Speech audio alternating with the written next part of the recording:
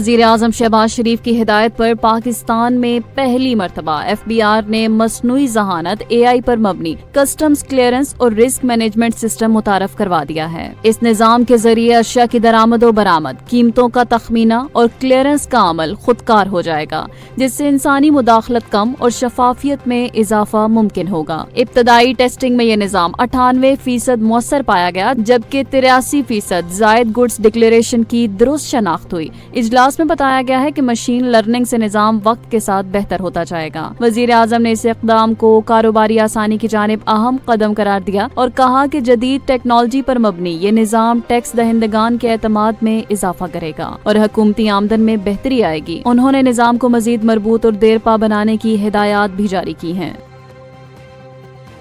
وفاقی وزیر داخلہ محسن نقوی نے کہا کہ پاکستانی شہریوں کو متحدہ عرب امارات، کویت اور عمان میں ویزوں کے مسائل درپیش ہیں، تاہم حکومت ان کے حل کے لیے سرگرم ہے۔ کراچی چیمبر آف کامرس سے خطاب کرتے ہوئے انہوں نے کہا کہ پاسپورٹ رینکنگ میں جلد بہتری آئے گی، جس پر قوم کو فخر ہوگا۔ محسن نقوی نے بتایا کہ اسمگلنگ کے خلاف کارروائیاں تیز ہو چکی ہیں، جبکہ سیف سٹی منصوبے سے جرائم میں نمایاں کمی آئی ہے۔ نادرا کے شناختی کارڈ سسٹم میں کرمنل ریکارڈ لنک کرنے پر بھی غور کیا جا رہا ہے۔ انہوں نے کہا کہ بلیک مارکیٹ میں ڈالر کی غیر قانونی خرید و فروخت کو روکا جائے گا، جبکہ بڑے ٹیکس دہندگان کو خصوصی پاسپورٹ کی سہولت دی گئی، لیکن بہت کم افراد نے فائدہ اٹھایا۔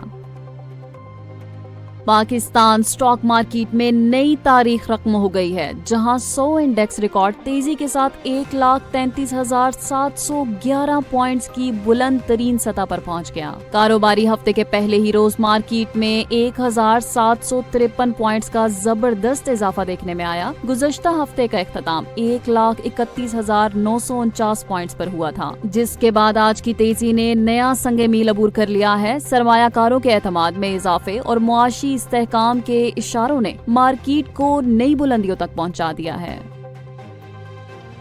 کہیں بانس کے گھنے جنگلات میں چین کی پہاڑیوں کے بیچ ایک خاموش، سست لیکن دل جیت لینے والا جانور چھپا ہے۔ قدرت کا گول مٹول شاہکار نہ شور کرتا ہے نہ دوڑتا ہے، بس بیٹھ کر پتے چباتا ہے۔ ایک دن میں 15 کلو بانس کھا جاتا ہے اور 14 گھنٹے سو کر گزار دیتا ہے۔ دن میں آنکھیں دھندلی لیکن رات میں نگاہ تیز، نرم دل مگر اپنی دنیا کا بادشاہ۔ اس کے بچے چوہے جتنے ہوتے ہیں اور ماں انہیں 1.5 سال تک اپنی آغوش میں سنبھالتی ہے۔ پانڈا صرف چین میں پایا جاتا ہے اور دنیا بھر میں جہاں بھی ہے بس چین کی اجازت سے ہے۔ یہ ریچھ کا رشتہ دار ہے مگر اپنی سادگی سے ہر دل عزیز۔ یہ صرف ایک جانور نہیں بلکہ قدرت کی مسکراتی ہوئی خاموش دعا ہے۔ گورنر اسٹیٹ بینک جمیل احمد نے کہا ہے کہ حکومت اور مرکزی بینک کے سخت فیصلوں سے معیشت بحال ہوئی ہے۔ مہنگائی 9 سال کی کم ترین سطح پر ہے اور زر مبادلہ ذخائر 14 ارب ڈالر سے بڑھ چکے ہیں۔ کراچی میں وی فائنانس کورٹ کی افتتاحی تقریب سے خطاب کرتے ہوئے انہوں نے کہا کہ ہمیں ماضی کی غلطیاں نہیں دہرانا چاہیے اور اس موقع سے فائدہ اٹھا کر پائیدار ترقی کی جانب بڑھنا ہوگا۔ وی فائنانس کورٹ کے ذریعے خواتین کی مالی شمولیت میں اضافہ کیا جائے گا۔ ایشیائی ترقیاتی بینک نے اس پروگرام کے لیے $50 کروڑ قرض فراہم کرنے کا اعلان کیا ہے۔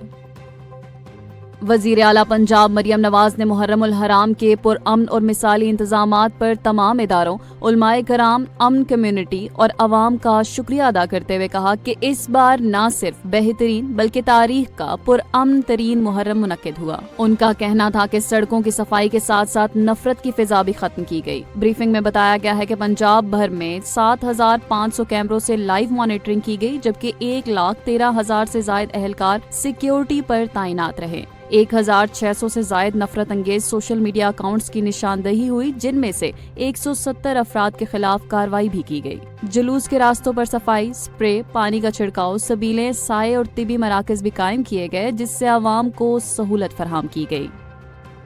کراچی میں بوندا باندی اور ہلکی بارش کے بعد موسم خوشگوار ہو گیا۔ آج صبح شہر کے کئی علاقوں میں ہلکی بارش اور پھوار دیکھی گئی، جن میں شارع فیصل، کلفٹن، لیاری، صدر، مزار قائد اور دیگر علاقے شامل ہیں۔ محکمہ موسمیات کے مطابق مونسون کی کمزور ہوائیں جنوبی سندھ میں داخل ہو رہی ہیں، جس کے باعث آج بھی مطلع ابر آلود رہے گا اور ہلکی بارش کا امکان ہے۔ شہر میں ہوا میں نمی کا تناسب 70 سے 85% ریکارڈ کیا گیا، جبکہ ہوائیں 11 کلومیٹر فی घंटा की रफ्तार से चल रही हैं। आइंदा 3 रोज के दौरान कराची में दर्जा हरारत 33 से 35 डिग्री सेंटीग्रेड के दरमियान रहने और सुबह रात के वक्त फुहार का इम्कान है। दीगर अजला जैसे ठट्टा बदीन, हैदराबाद, सजावल, उमरकोट और थर पारकर में भी हल्की बारिश की पेशगोई की गई है, जबकि कल लाड़काना, दादू और दीगर चंद मकामात पर बारिश हो सकती है।